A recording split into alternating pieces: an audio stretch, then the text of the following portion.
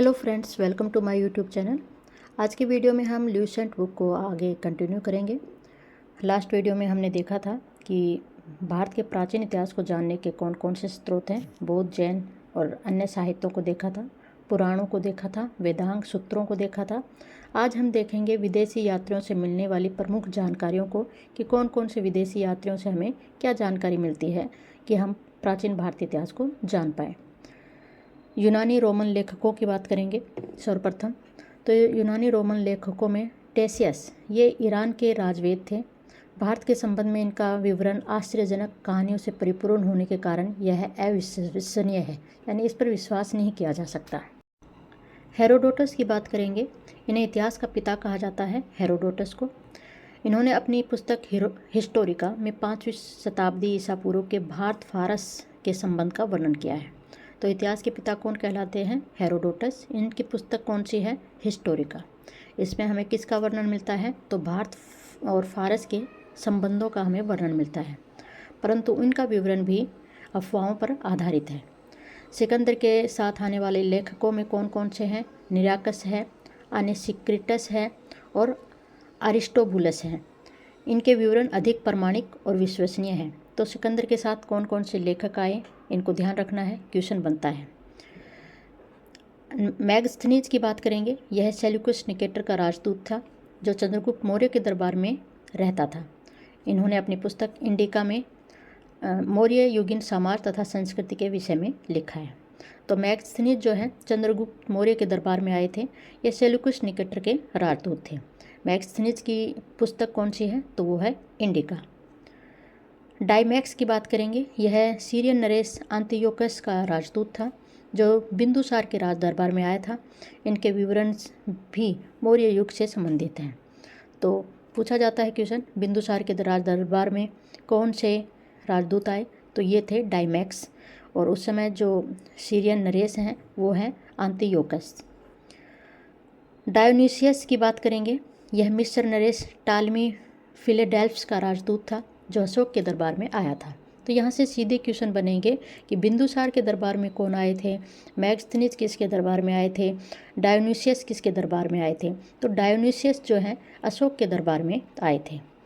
टालमी की बात करें तो इन्होंने 2वीं शताब्दी में भारत का भूगोल नामक पुस्तक लिखी। तो भारत का भूगोल नामक पुस्तक किसने लिखी? तो एक टालमी ने लिखी थी। प्लिनी की बात करेंगे तो 1वीं शताब्दी में इन्होंने नेचुरल हिस्ट्री नामक पुस्तक लिखी थी। इसमें उन्होंने भारतीय पशुओं, पेड़ पौधों, खनिज पदार्थों के बारे में वर्णन किया है। तो प्लिनी की रचना कौन सी है? Natural history. Periplus of the Erythraean Sea, इस पुस्तक के लेखक के बारे में जानकारी नहीं है। यह लेखक करीब 80 ईस्वी में हिंद महासागर की यात्रा पर आया था। इसने उस समय के भारत के बंदरगाहों तथा व्यापारिक वस्तुओं के बारे में जानकारी दी है। तो ये क्वेश्चन भी बनता है कि पेरिप्लस ऑफ द एरिथियन सी किसकी पुस्तक है? आपको ऑप्शन में मिलेगा कि अज्ञात है, तो यानी लेखक का जानकारी नहीं है हमें। और इसमें वर्णन किसका मिलता है? ये क्वेश्चन भी बनता है। तो भारत के बंदरगाहों तथा व्यापारिक वस्तुओं के बारे में इसमें जानकारी दी गई है। अब चीनी यात्रियों की बात करेंगे। ये कौन कौन से चीनी यात्री हैं जिससे हमें भारतीय पुरातत्व की जानकारी मिलती है? तो सबसे पहले देखेंगे फाहियान। यह चीनी यात्री गुप्त नरेश चंद्रगुप्त द्वितीय के दरबार में आए थे। इन्होंने अपने विवरण में मध्य प्रदेश के समाज एवं संस्कृति के बारे में वर्णन किया है। इसने मध्य प्रदेश की जनता को सुखी व समृद्ध बताया है। यह 14 वर्ष तक भारत में रहा। तो फाहियान किसके समय में भारत आया? तो चंद्रगुप्त द्वितीय के समय में आया था ये। सयुगन की बात करेंगे। यह 518 में भारत आया। इसने अपने 3 वर्षों की यात्रा में बौद्ध धर्म की प्रतियां एकत्रित की थी। हुनसांग की बात करेंगे। फाहियान और हुनसांग से क्वेश्चन बनता है, तो इन्हें ध्यान रखना है। फाहियान का हमने देखा चंद्रगुप्त द्वितीय के समय में दरबार में आए थे, और इनकी बुक में जो है मध्य प्रदेश समाज की जानकारी मिलती है हमें। हुनसांग की बात करेंगे। ये हर्षवर्धन के समय में भारत आए थे। हुनसांग जो है 629 ईस्वी में चीन से भारतवर्ष के लिए प्रस्थान किया था इन्होंने, और लगभग 1 वर्ष की यात्रा के बाद सर्वप्रथम वह भारतीय राज्य कपिसा पहुँचे थे। भारत में 15 वर्षों तक ठहरकर 645 में चीन लौट गए। वह बिहार में नालंदा जिला स्थित नालंदा विश्वविद्यालय में अध्ययन करने तथा भारत में बौद्ध ग्रंथों को एकत्रित ले जाने के लिए आए थे। तो ये 15 वर्षों तक भारत में रहते हैं और इन्होंने नालंदा विश्वविद्यालय में अध्ययन किया और बहुत से ग्रंथों को इन्होंने एकत्रित किया और ये अपने साथ ले गए थे। इनका वृत्तांत किस में है?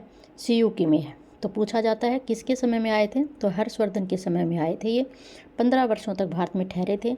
इनकी पुस्तक कौन सी है? तो वो है सियूकी। सियूकी में इन्होंने 138 देशों का वर्णन किया है।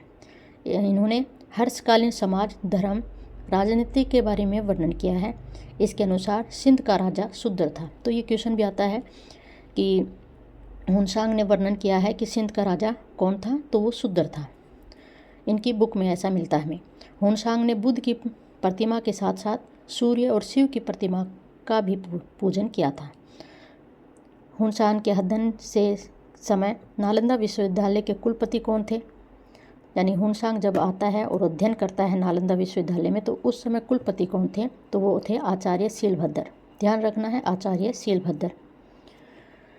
इत्सिंग की बात करेंगे। ये 7वीं शताब्दी के अंत में भारत आए थे। इन्होंने अपने वृत्तांत में नालंदा विश्वविद्यालय, विक्रमशिला विश्वविद्यालय तथा अपने समय के भारत का वर्णन इन्होंने किया है। किसने? इत्सिंग ने। ध्यान रखना है, 7वीं शताब्दी के अंत में ये भारत आए थे। अरब लेखकों की बात करेंगे। अरब लेखकों में अल-बेरूनी का नाम बड़ा फेमस है। पूछा जाता है कि अल-बेरूनी किसके समय भारत आए थे?